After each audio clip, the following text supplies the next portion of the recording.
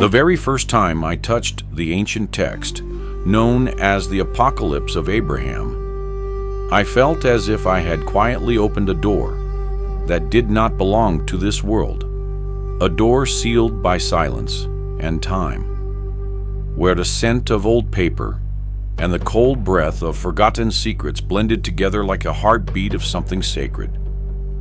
But what truly held me still was not the visions of heaven it described, but the moment I realized Abraham was not distant or mythical at all.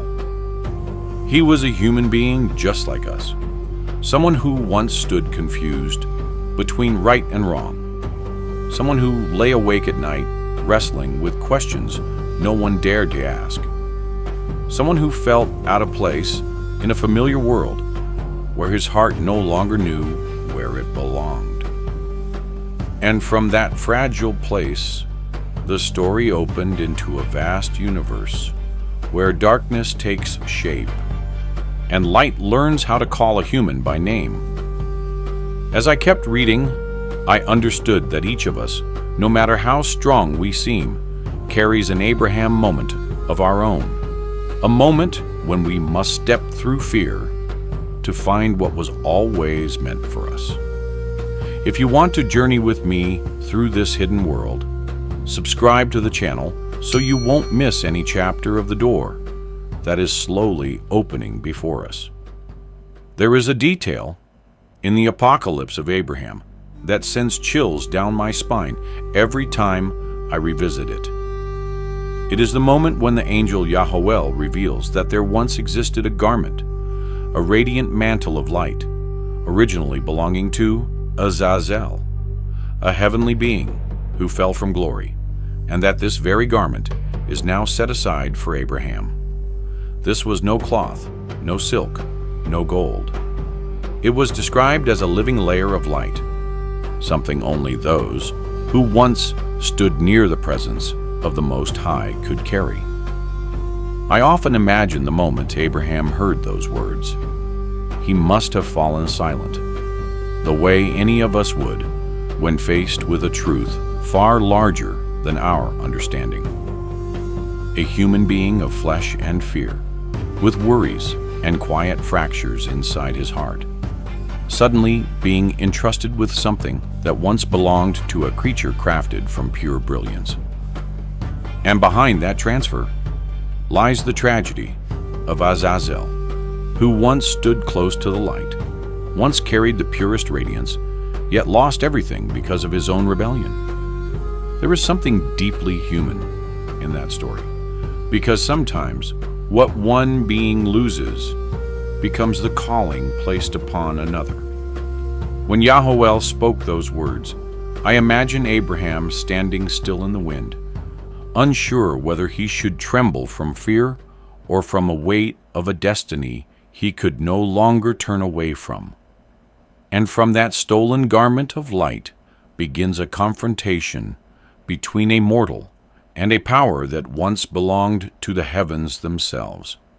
In the Apocalypse of Abraham, Yahweh does not appear with thunder or blazing wings like the angels we often imagine, but with a light so gentle it feels like a breath, quiet as morning mist, yet powerful enough to make the human heart want to kneel and flee at the same time. He is called the Angel of the Holy Name, a title the ancients themselves avoided speaking aloud, knowing its weight could make even the soul tremble. Yahweh is not merely a messenger, he is the echo of the eternal name, the fragile bridge between the infinite and a human being standing there, trembling before a truth far larger than himself. I often think about the moment Abraham first faced Yahweh. His eyes must have widened the way ours would when standing before the ocean for the first time, caught between fear and a kind of breathless wonder. Abraham probably did not know whether to place his hand over his chest or bow his head, because simply standing near Yahweh meant that every hidden thought in his heart was laid bare, every weakness revealed like sunlight, piercing straight to the bottom of clear water. Yet it was in that moment, between heaven and earth, that Abraham realized something essential, that Yahweh had not come to judge him, but to guide him into a journey no other human had ever been invited to walk. And in that soft, yet overwhelming radiance, Abraham understood that sometimes the sacred does not come to push us away, but to draw us close enough for our own voice to be illuminated in an entirely new light. When Yahweh led Abraham into his first ascent, the moment did not resemble any miracle humans have ever spoken of. It was not a blinding light tearing open the sky, but a sensation of the body growing lighter, like a breath lifting from the chest, like standing on a mountaintop at dawn and suddenly realizing the ground beneath your feet is dissolving into mist. I often imagine Abraham then, his legs still trembling, yet his heart unfolding with every gust of wind carrying him upward, caught between fear and a wonder so deep it keeps a person completely silent. From above, the familiar world shrank into something strangely small. The old roads, the old wounds, even the confusion that had shaped his life, all collapsing into a single point in the palm of his hand. And in that instant, Abraham understood he no longer belonged to the days behind him, that this journey was not only lifting him toward heaven, but pulling him away from every limit he once thought defined him. In that pale, dawn-like glow, he must have realized, even if just for a heartbeat, that his life had opened onto a page no one had ever written before, and that sometimes to truly see the universe, a person must dare to lift themselves away from the ground they have always known. During that ascent, there was a vision that still softens my heart every time I think of it. Abraham saw angels who lived for only a single day, beings born from pure light like delicate sparks, singing a hymn that had never existed before, then fading away like dew under the morning sun. For humans, a day is painfully short, but in the workings of the heavenly realm, these angels were created for one purpose only, to offer a single note, a single melody the universe required at that exact moment. They existed like brushstrokes of the Creator, born to fulfill a task so complete that they needed no more time to prove themselves. I often imagine Abraham's eyes in that moment, filled with awe, yet shadowed with a quiet sadness, because he was witnessing the most fragile beauty of heaven, a radiance that flares just once and then departs without a sound. But it is precisely that brevity that makes their songs holy, much like how we believe that the most precious things in life often visit only briefly, leaving a warmth in the heart before slipping away. And as Abraham watched those one-day angels vanish into the light, he understood that some forms of life are not measured by length, but by meaning, and sometimes a single moment of brilliance is enough to illuminate an entire sky. In the next vision, Abraham witnessed something that left him both stunned and breathless. Humanity stood divided into two immense columns, one blazing like the sun, the other sinking into darkness as deep as an abyss. It was not the light or darkness of the sky, but the light and darkness born from the human heart, the kind each of us carries, no matter where life takes us. I often imagine that moment, pulling Abraham back to his own struggles, to the days when he stood at the crossroads of impossible choices, with fragile hope on one side and familiar fear on the other. Perhaps he realized then that the real battle of humankind has never been fought out in the world, but quietly within us, through every decision, every thought, every moment we choose to keep a little kindness alive in a world that often tries to harden us. Those two columns are like the two forces that live inside every soul, rising and dimming with the way we walk through life. What moved Abraham to tears was not the strength of the darkness, but the sight of people still reaching for the light, even with the smallest trembling step. And in that great division between radiance and shadow, Abraham understood that he too was standing in the middle, at the place where a human being must choose the direction of their entire life. In the shadow of that vision, Abraham saw a figure approaching, not walking with feet, but gliding as if carried by waves of scorching wind rising from its own body. It was Azazel, the being the text describes not as a resident of hell, but as hellfire itself wearing a shape. He did not scream, nor did he display any grand power, yet the heat radiating from him was enough to crack the sacred ground where Abraham stood. I often imagine the moment Abraham faced him.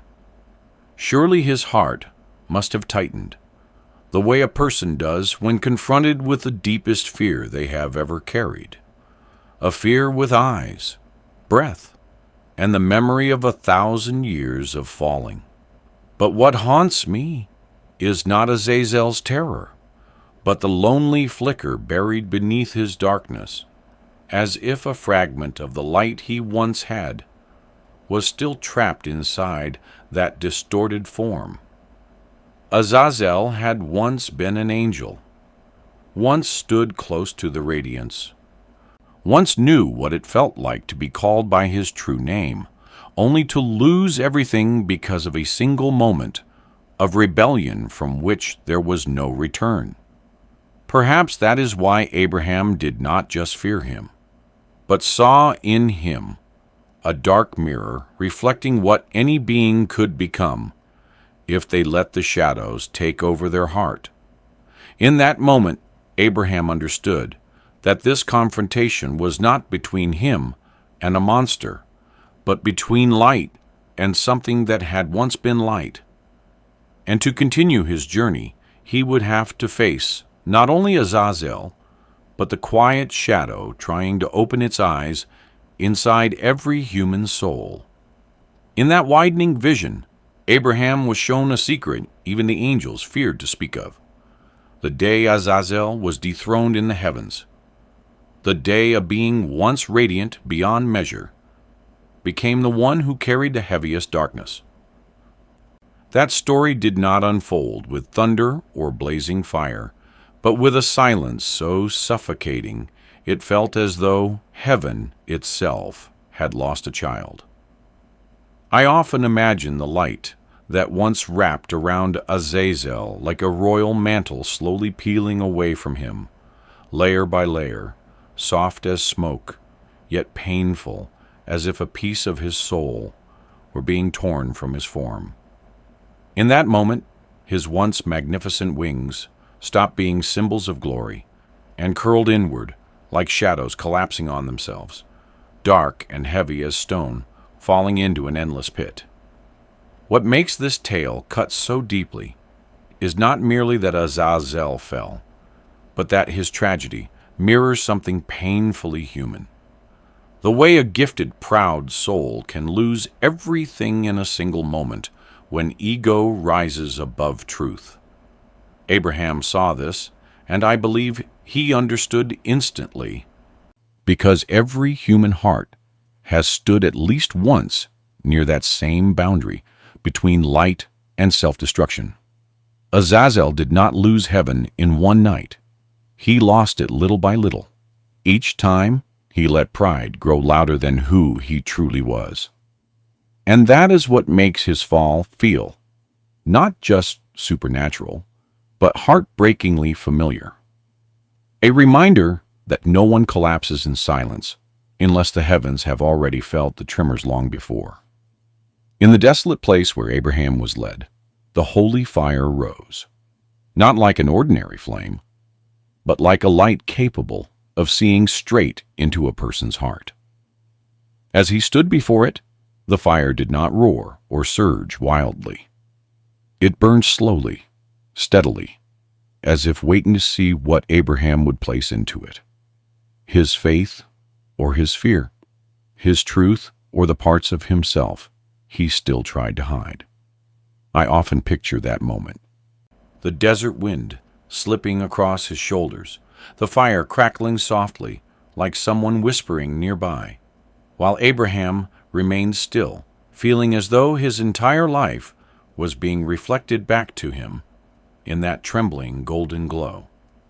What is strange is that the fire did not burn him. Instead, it burned away the weight he carried inside, the doubts, the shadows, the fears that kept him from stepping fully into the path he was being called to walk.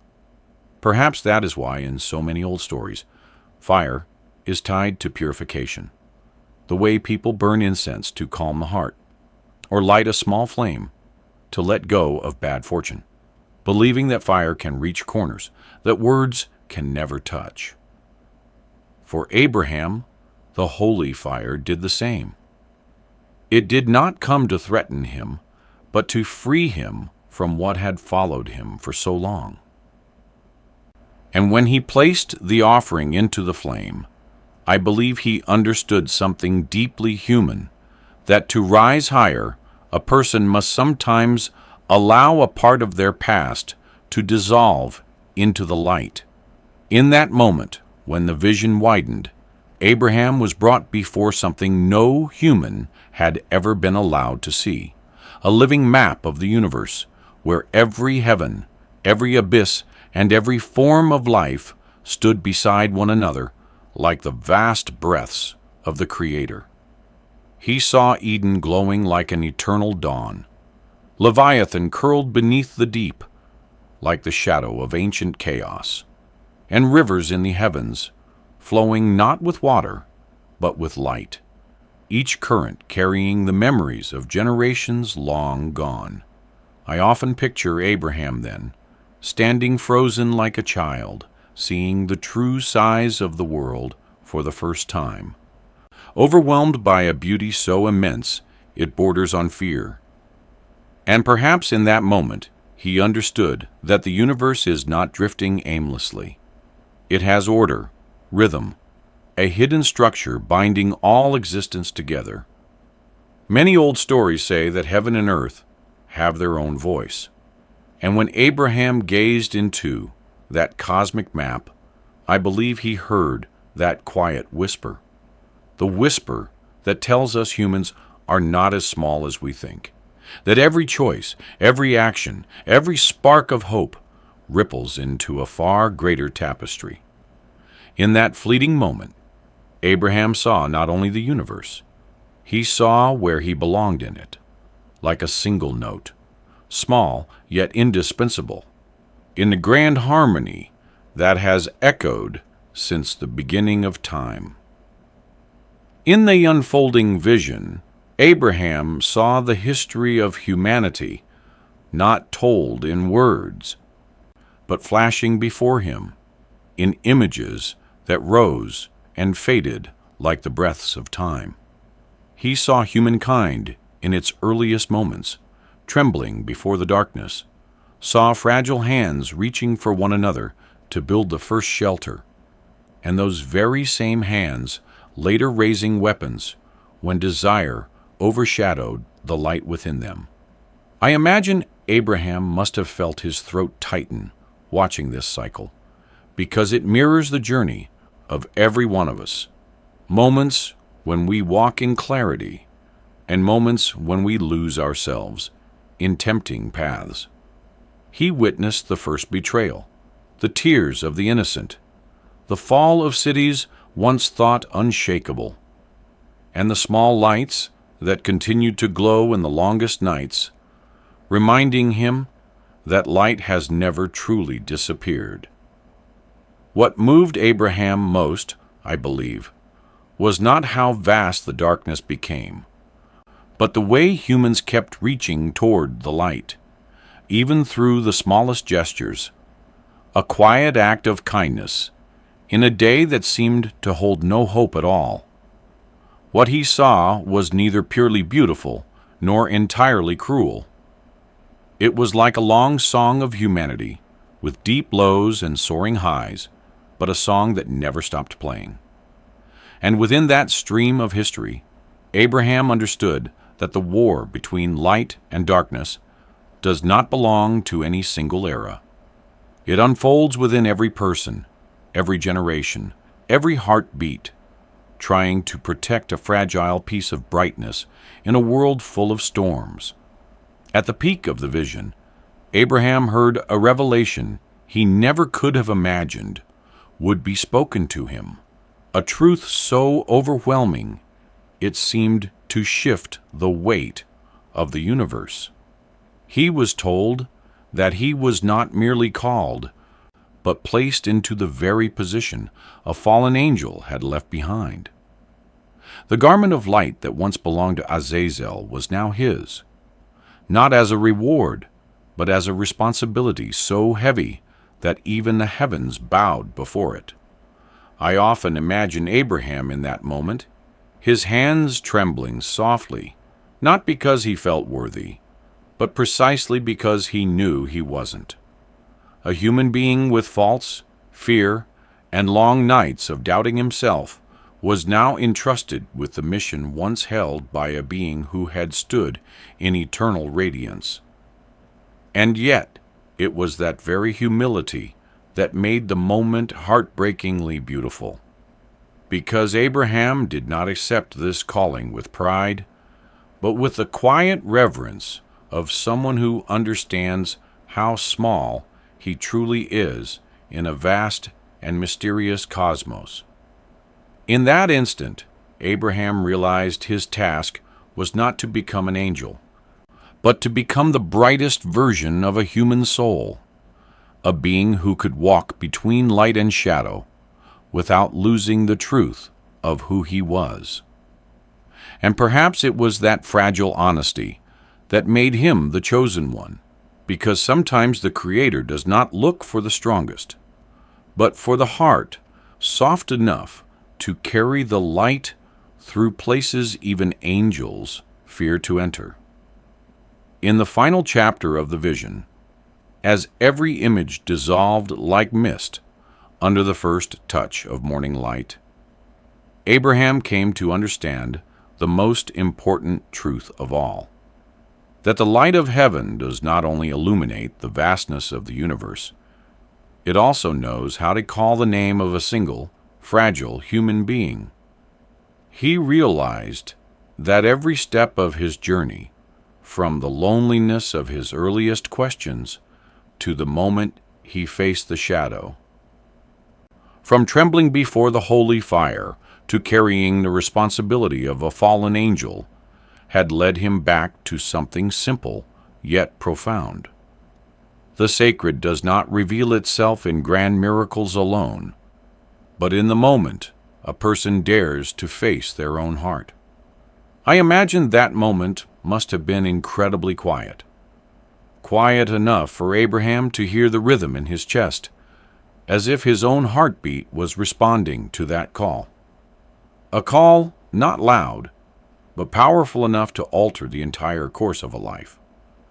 And perhaps that is why his story touches us even now, because each of us, at some point in our lives, waits for a light to call our name, gently, through confusion, through wounds, through the parts of ourselves we are afraid to speak aloud. When the vision closed, Abraham did not become a distant saint. He returned as a human being, but one carrying a spark that had reached the deepest part of his soul.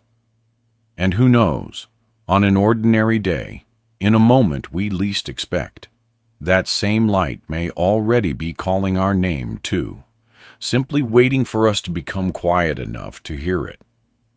In the final chapter of the vision, as every image dissolved like mist under the first touch of morning light, Abraham came to understand the most important truth of all: that the light of heaven does not only illuminate the vastness of the universe, it also knows how to call the name of a single, fragile human being.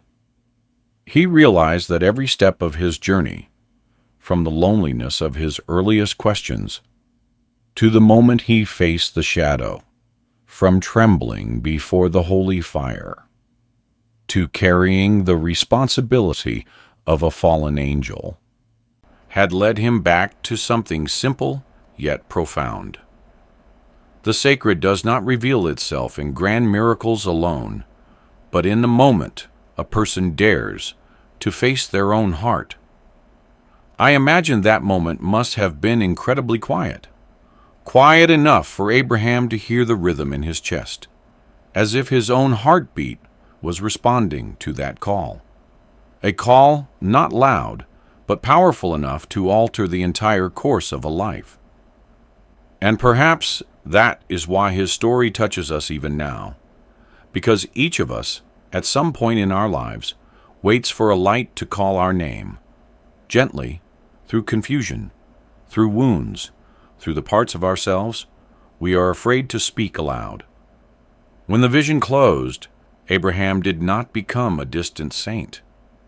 He returned as a human being, but one carrying a spark that had reached the deepest part of his soul. And who knows, on an ordinary day, in a moment we least expect, that same light may already be calling our name too, simply waiting for us to become quiet enough to hear it.